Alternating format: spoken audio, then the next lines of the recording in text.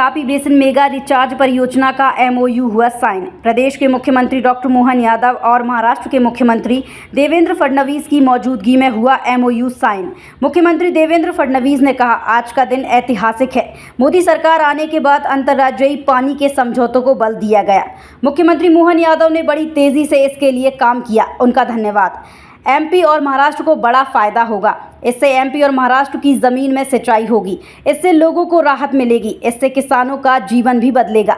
CM doctor Mohan Yadav ने कहा, महाराष्ट्र के साथ नए अध्याय की शुरुआत होगी। ऐसी योजना 2 राज्यों को जोड़कर बनी, इससे राष्ट्रीय हितों के भाव को समझा जा सकता है। हमारे वन क्षेत्र में बर्फ का पहाड़ नहीं, लेकिन जल राशि नदियों के तौर पर है। 25 साल से ये झगड़ा था कि पानी हमारा है। आपने भूगर्भ भंडारण का जो नया अध्याय प्रारंभ किया, ये विश्व का सबसे अनोखा, पूरे विश्व में इतना अच्छा प्रोजेक्ट कहीं नहीं है और ये प्राकृतिक परमात्मा की दया है।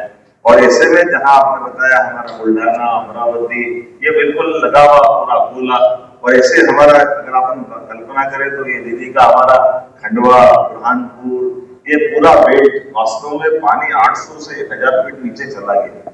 हमारा केले से लेकर सभी प्रकार की फसलें हैं, लेकिन ये जो जल के कारण से कष्ट बढ़ा है, ये पूरा निमाड़ का ऊपर वाला अंचल, निमाड़ का जलराशि जहाँ तक नर्मदा पहुंच गई वहां तक पहुंचा है, लेकिन हम आखिरी तक तो नर्मदा को पहुंचा नहीं सकते।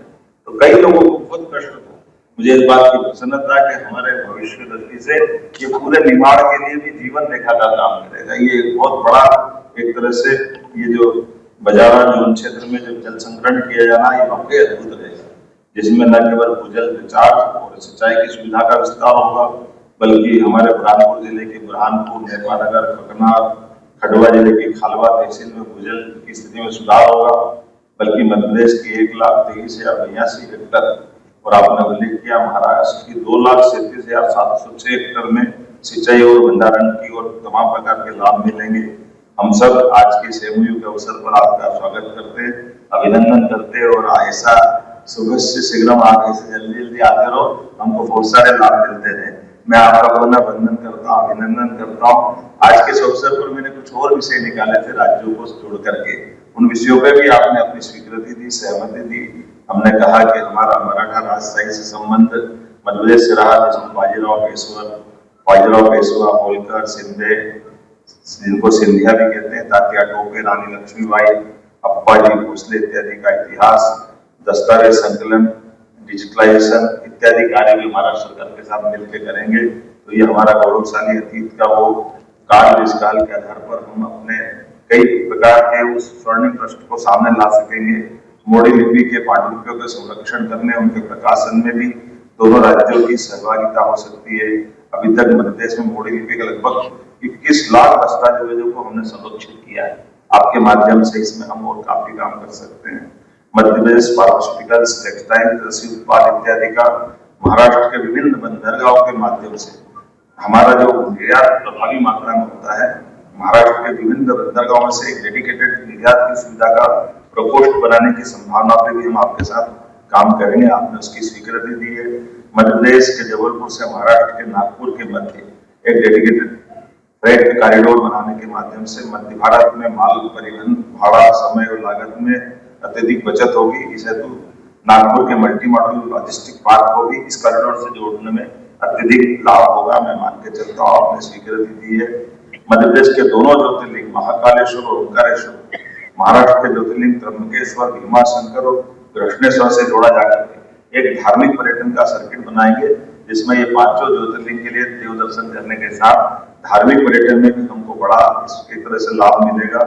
मध्य प्रदेश के बुरहानपुर के केला महोत्सव, रत्नागिरी का आम महोत्सव, हमारी दीदी भी बैठी है, और ये हमारे फलों के उत्पादन के साथ हमारी ये जो एक तरह से बागवानी वाले क्षेत्र में आपस में परस्पर काफी लाभ मिल सकता है। देवी अहिल्याबाई के सांस्कृतिक, धार्मिक, प्रशासनिक अवदानों को माध्यम से यथा नृत्य नाटिका, film, light and sound show, projection mapping इत्यादि के साथ साथ दोनों प्रदेशों के प्रमुख शहरों में आपस में साझा करके हमारी उस गौरवशाली अतीत की विरासत को मैं आपको धन्यवाद देना चाहूंगा। आपने महारानी अहिल्याबाई के लिए हम अपना कैबिनेट इस साल 20 मई को इंदौर राजवाड़ा में कर रहे हैं। 31 मई को बड़ा कार्यक्रम अपना भोपाल में होने वाला है और आप अहिल्याबाई के जन्म स्थान पर अपनी कैबिनेट करने वाले हैं यहाँ की आधार पर। तो ये एक तरह से अहिल्याबाई जी हमारा संबंध प्रगाढ़ कर रही, मैं आपको धन्यवाद देना चाहूंगा। भगवान दत्तात्रेय नाथ परंपरा भरतरी का संबंध मालवा निवाड़ महाराष्ट्र से गहरा रहा।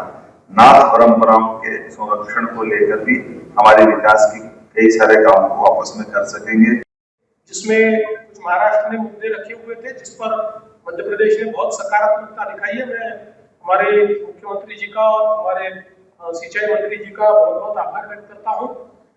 जिसमें डांगुरली बैरेज है, जिसमें तिड़वा शिवनी है, जिसमें विशेष रूप से मैंने सीएम साहब को ये बताया कि जो जामघाट की परियोजना है, उस जामघाट की परियोजना के लिए 27 साल पहले 1998 में भोपाल में इंटरस्टेट कंट्रोल बोर्ड की मीटिंग हुई थी और उस मीटिंग में मैं हमारे तत्कालीन मुख्यमंत्री जी के साथ आया था और तब मध्य प्रदेश के साथ हमने इस जामघाट की योजना के बारे में चर्चा की थी। लेकिन मैं आपका आभार व्यक्त करता हूं कि 27 साल बाद आप मुख्यमंत्री बने और अब इसके ऊपर हम लोगों ने ऐसा सोल्यूशन निकाला कि जिससे अभी उसके ऊपर वर्किंग चल रहा है, लेकिन हमने इन प्रिंसिपल उसको एग्री किया, जिसके कारण मध्य प्रदेश का भी फायदा होगा और महाराष्ट्र का भी फायदा होगा।